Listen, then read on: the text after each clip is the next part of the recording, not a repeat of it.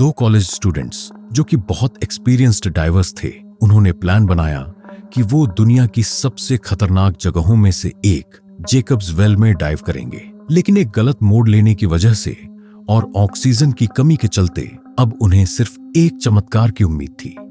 Jacob's well Texas हिल country में मौजूद एक नेचुरल स्प्रिंग है जो पूरे साल पानी देता है। ये साइप्रस क्रीक की तलहटी से फूटता है और विम्बली टेक्सास के नॉर्थ वेस्ट में स्थित है। ये spring Jacob's well natural area के अंदर आता है जिसे hedges county parks department manage करता है। देखने में ये जगह बहुत खूबसूरत लगती है, लेकिन हकीकत में ये एक जानलेवा डाइविंग स्पॉट है। इसका नाम बाइबल की एक कहानी से लिया गया है और अब तक 8 से ज्यादा डाइवर्स की जान ले चुका है।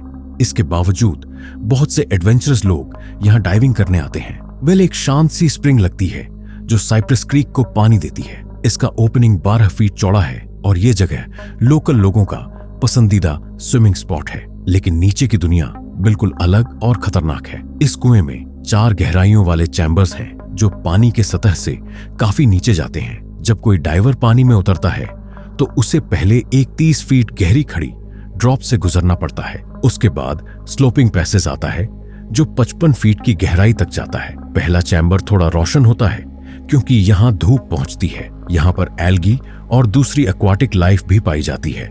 लेकिन जैसे ही नीचे जाते हैं अंधेरा और खतरे बढ़ जाते हैं। दूसरा चैम्बर और ज्यादा गहरा है, करीब 80 फीट। यहाँ एक फॉल्स चिमनी होती है जो देखने में रास्ता लगती है लेकिन कहीं नहीं जाती और डाइवर्स इसमें फंस भी सकते हैं।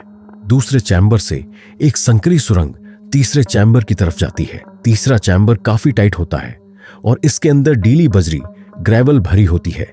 अगर डाइवर जरा भी इसे डिस्टर्ब करे तो रास्ता ब्लॉक हो सकता है और वापसी नामुमकिन हो सकती है।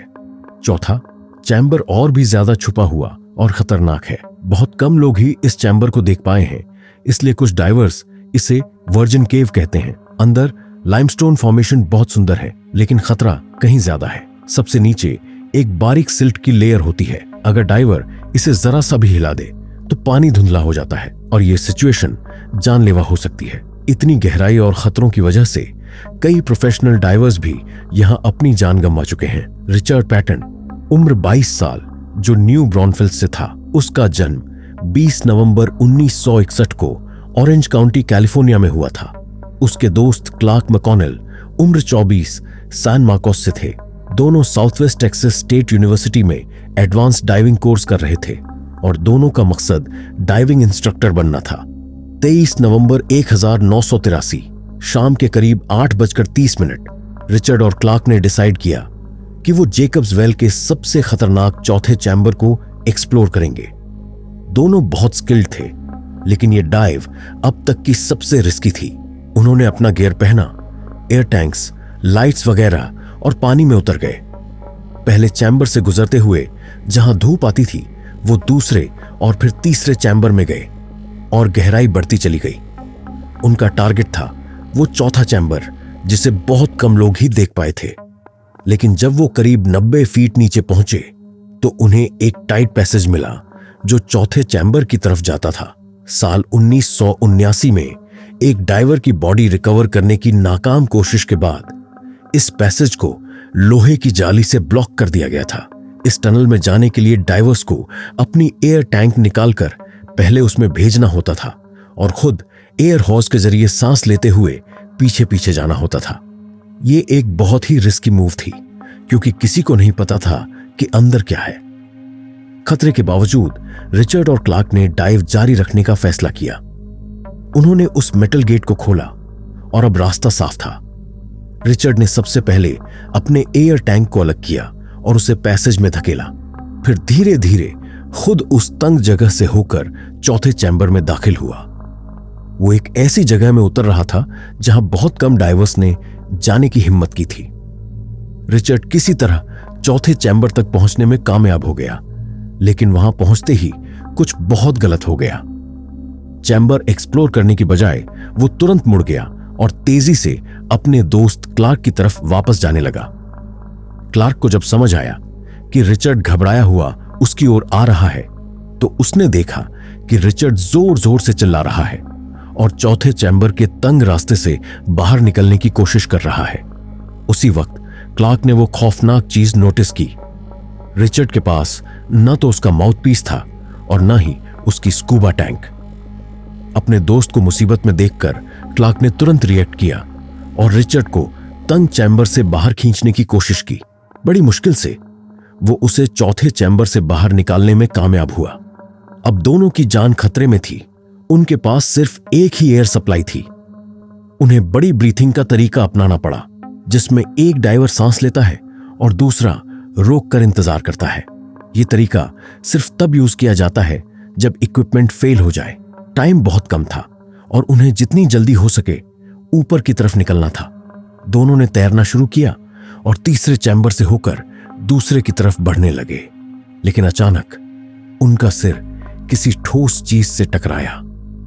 जल्दी में भागते हुए वो एक गलत रास्ते में चले गए, एक डेड एंड चिमनी में जो कई डाइवर्स को फंसा चुका है। अब वो रास्ता भटक चुके थे, अंधेरे में फंसे थे और उनका टाइम भी खत्म हो रहा था। और फिर एक भयानक आवाज सुनाई दी। थंक। ये आवाज उनकी स्कूबा टैंक से आई थी। उनकी आखिरी एयर सप्लाई भी अब खत्म हो चुकी थी। अब रिचर्ड और क्लार्क दोनों फंसे हुए थे बिना ऑक्सीजन के। क्लार्क, जो किस्मत से आखिरी पल में एक गहरी सांस ले चुका था, तुरंत उस गलत रास्ते से बाहर निकला और जोर लगाकर ऊपर की ओर तैरा। किस्मत से वो 25 मिनट पानी में रहने के बाद जिंदा सतह तक पहुंच गया। लेकिन रिचर्ड की किस्मत उतनी अच्छी नहीं थी। जब क्लार्क बाहर निकल रहा था, रिचर्ड अब भी अंधेरे में फंसा हुआ था, दिशा भटक चुका था और उसके पास ऑक्सीजन भी नहीं बची थी। उसने बाहर निकलने की बहुत कोशिश की, लेकिन गलत चिमनी और जेकब्स वेल की उलझी हुई गुफाओं ने उसे फंसा दिया। उसके आखिरी पल गहरी तारीकी में तड़पते हुए बीते, लेकिन अफसोस वो बाहर ना निकल सका। अगले दिन गुरुवार को लोकल अथॉरिटीज ने एक रेस्क्यू मिशन शुरू किया। डॉन डिबल, एक लोकल डाइव शॉप ओनर और बहुत फेमस रेस्क्यू डाइवर को इस मिशन का लीडर चुना गया। यह मिशन डिबल के लिए बहुत पर्सनल था, क्योंकि वो खुद रिचर्ड का इंस्ट्रक्टर रह चुका था। उस सेमेस्टर में जब Richard south West Texas state university में एडवांस्ड डाइविंग क्लास ले रहा था, डिबल ने पहले भी रिचर्ड और क्लार्क के साथ कैनियन लेक में डाइव किया था। डिबल हमेशा अपने स्टूडेंट्स को वार्न करता था जेकब्स वेल से दूर रहना, लेकिन इस बार रिचर्ड और क्लार्क ने खुद एक्सप्लोर करने का फैसला किया बिना प्रॉपर सेफ्टी के। जब रिचर्ड की बॉडी मिली, वो फॉल्स चिमनी के बिल्कुल आखिरी कोने में फंसी हुई थी, एक ऐसा ट्रैप जिसमें वो जान से गया। उसके जाने से हर कोई दुखी था, खास तौर पर वो लोग जो जानते थे कि वो कितना स्किल्ड और एक्सपर्ट डाइवर था। लेकिन अफसोस, उसकी एडवांस्ड स्किल्स भी उसे जेकब्स वेल की खतरनाक गहराइयों से बचा नहीं सकी। ये हादसा टाला जा सकता था अगर कुछ साधारण सेफ्टी रूल्स फॉलो किए जाते।